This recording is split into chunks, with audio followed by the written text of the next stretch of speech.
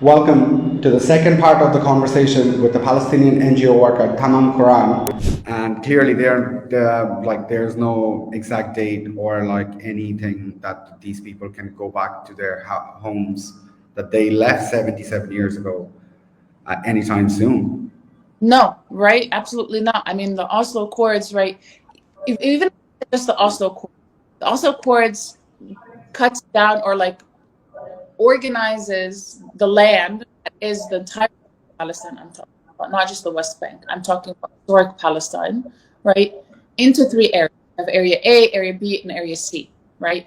Area A and B, it's about like the area that Israel controls, the area that the Palestinian Authority controls, which is quite ironic because either way, like even the land that's controlled by the Palestinian Authority, militarily, it's controlled by Israel. Then there's Area C. And Area C says that militarily it's controlled by Israel, but it's owned by Palestine. It's Palestinian land. And in the Oslo Accords, it said 5 years after signing the Oslo Accords, all of Area C will be given complete control to the Palestinian people. That is in 1993. That has not happened. We've all known. The Oslo Accords were signed in 1993. You're talking about 30 years later, till now, we do not have ownership over Area C. We do not have full control over Area C. You were telling me in like 32 years, there hasn't been like, so what are Palestinian authorities' stance in this whole matter? Like surely in 32 years, they would have made some progress. They would have been able to resettle some of the Palestinians who were stuck in the refugee camps. Why hasn't that happened yet? Because the PA's strategy is the only strategy the PA has is through the UN. But the UN doesn't actually have any power of implementation. So the PA is stuck on trying to make it clear to the world that we are the victim and not the aggressors. And they're not getting our own rights with their own hands, but rather through the UN. And so that's the PA's perspective. And also the PA really aims on holding power. That's what most of them care about is still being in power in the West Bank. But clearly we have seen in like traditionally in other countries, when even if you compare it to Bangladesh, up until very recently, up until last year, we've seen political parties holding power that like a lot longer than they should have, and they put out like fake elections and whatnot. But do you think Palestinian people have any say in this matter? No. I mean, if we're going to be honest, protests have even been limited, and we've been met with aggressive force in protests, whether it's against the aggression towards certain activists or intellectual thinkers. The Palestinian people's voice is not being heard. I think this is the simplest way. The last time we had elections was maybe 2007. And the excuse that the PA gives is, well, we're not going to have elections without the Palestinians living in Jerusalem having the right to vote. It's clearly a bureaucratic issue rather than like a policy issue. Is that what, am I guessing that right? When it comes to the PA specifically, yes, kind of a bureaucratic issue. When it comes to like Palestinians' right to return, or you're talking about Area C, this has to do more with the fact that at the end of the road, we're not equal powers, Israel and Palestine, and the UN is not a power that can impose action, or if it does, it's always it works backwards, right? It's after a genocide has actually happened, do the UN recognize it? It's after the fact that the UN can actually play a role in anything. But when you're in the middle of it, it doesn't really have much of an influence on the ground. And at the end, I mean, what Palestinians deal with under the Israeli rule is not just colonization, not just occupation, it's apartheid, it's every type of, it's even racism, like internally in Israel, or in Israel there's a lot of Palestinians that live there. They don't call them Palestinian Israelis or Palestinians with Israeli IDs, they call them Arabs. you know, and they're treated as less. Their paycheck less.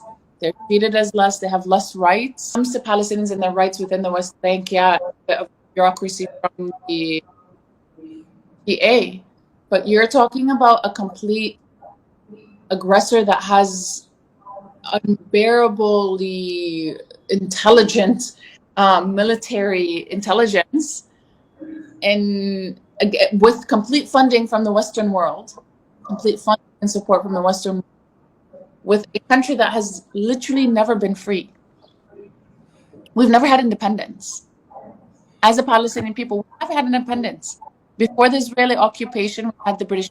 Before the British, we had the Ottoman Empire. There goes like almost 900 years. That's what I tell people in Bangladesh, that between my two countries, I have like 1,000 years of colonization under my belt, you know. So like, I think that's where you see why Ireland and Palestine have such close relations, and why the Palestinian people have such big Irish support. And, you know, obviously you went to college in Ireland, and, you know, you've seen it yourself. Well, how do you see like Ireland's move here? Of like, oh, I think, you know, the next move, I really do believe that Palestine is the ignition to a shifted world. And I think that's what really needs to happen, is that Europe needs to, I think after World War II, there was this, like after, you know, the getting rid of Nazism and all of this, I think there needs to be a true understanding of how governments are run internally and to whose benefit. I think not only does Europe have to follow Ireland's lead, but like, I mean, the UK has to leave Northern Ireland to begin with, right? We cannot. It's even internally within them. It's a global view of money hunger and resources. You know, I think it really what Africa's doing is a great lead. You know, so many African countries right now. If you look at Burkina Faso, great, like not allowing for the mining of natural resources outside of their own is quite strong. Kicking out European power from having access to their natural resources and taking control over their land again. I think that's a strong move. I think, you know, it's time for European countries to really be held accountable. I mean, the amount of massacres that different European countries had done across, like genocides, not just massacres, genocides, the extent of genocides that different European countries have done across the world. And why isn't only the Jewish people are getting reparations? Why is it that for Jewish people, when like, what did King Leopold do to Ghana? Like, where are all the other people's reparations for all the other genocides in the world? I mean, I don't think the French. Well, the French have obviously controlled the Central Africa for a long time, and you know, Central African franc. Ibrahim Traore is trying to get out of that whole ecosystem and stuff. So we see like certain moves being made to like getting rid of the oppressors. This could, like the Ireland's move, the way Ireland did, like, hey, listen, we're gonna stop our ties with Israel, whatever it is. We think it's a genocide, but do you think like other countries don't wanna kind of like not want to get rid of it? They don't. I feel like they're dependent for their military tech to Israel. So do you think there's like a bit of it's like a catch-22 situation? You sever your tie with Israel, and then you don't get the technology you need to keep, you think, your country safe. I think it's propaganda. Like, I think Ireland has so much courage for what they did, like standing for what's right. And I think like slowly European countries are starting to see that like they were so easily convinced by propaganda, fear mongering, right? Netanyahu, this is what Netanyahu has specialized in. Netanyahu has been dreaming of this moment of being in war with Iran since the beginning of his political journey or career, starting in the US. You can find interviews of Netanyahu in the late 80s, 90s, and all he's doing is spewing this propaganda about Iran. Like, this man is like, in the Western world, like America as well, look at even like to the point of Hollywood. The fact that like, to people, it's funny. People like call this conspiracy theories, but it's literally facts that you can find, like online documentation on this. The fact that like the Pentagon controls 20% of Hollywood. The Pentagon has insight, has control over the military movies that come out in Hollywood. The Pentagon has access and edits it as they please to be perceived how they want to be perceived.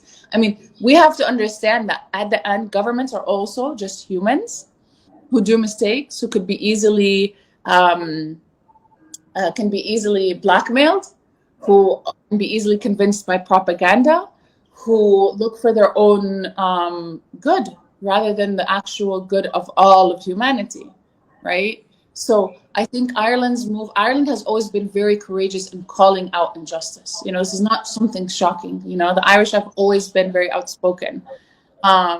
And I just hope that it kind of encourages other European countries to do the same.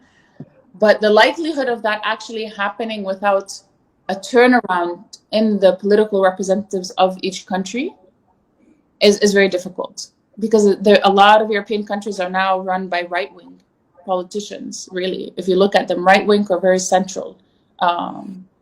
Yeah, there's been a rise. We all know that's a topic for a different conversation. But we'll try to finish up here. Just last question here. So, since I'm guessing you guys have seen Iranian missiles flying through over your houses, your villages, your towns. So, Iran attacking Israel, does that affect West Bank, and how does this actually affect you guys as a very at the ground level as regular people? Yeah, I think it's really important to know that Israel is the one that started the attack, right? First and foremost. 4 days ago, Israel went on a 24-hour slaughter attack on Iran that was not covered in the news. And I think this has to be very much noted that it was. And the fact to the point that they had Mossad agents on the ground in Iran that only yesterday were caught. But they were caught training people on developing and creating drones with bombs, right? So that I think needs to be noted. As for us in the West Bank, in the past 3 days, there have been waves of missiles, absolutely ballistic missiles, and it has completely shut down all of the West Bank. Moving even before the genocide, before Iran's attack, moving in the West Bank was difficult. Now it's near impossible. People can't come into the city to work. People are working from home. Thankfully, most schools are done. So at least the children are not missing out on school. But, we hear the missiles a lot. Some of the missiles, because of the Iron Dome attack on the missiles, you end up having fragments of the missiles being in your backyard, or sometimes the target ends up not reaching where it needs to. So yesterday, a Palestinian village by the name of Tamra got hit, and families died there. So when you're talking about how it influences us in the West Bank or as Palestinians on the ground, as I'm telling you, Smotrich is not, he's saying that our banks are not going to deal with each other anymore, Palestinian and Israeli. And mind you, as Palestinians, we're not allowed to have our own economy.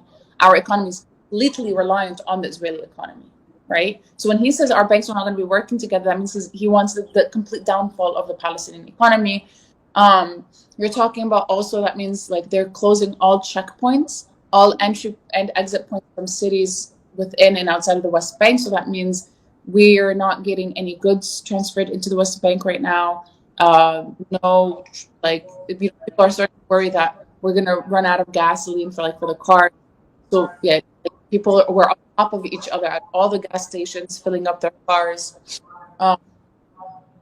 So yeah, I mean, our house are shaking. I mean, yesterday I was laying down and see the missiles in the sky. That's one thing, but you hear them as well. You hear the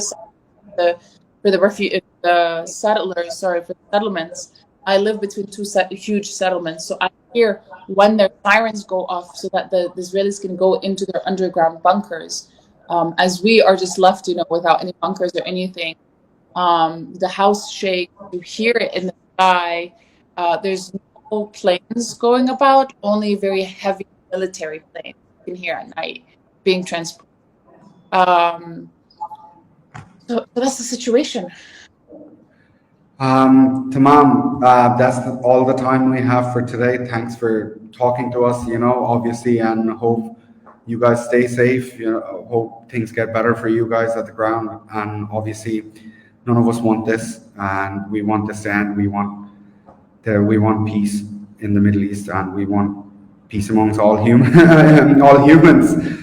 Thank you for talking to us, and yeah, we'll speak to you soon. Speak to you soon. Thank you for having me. Thanks for watching the video. Don't forget to like, share, and subscribe.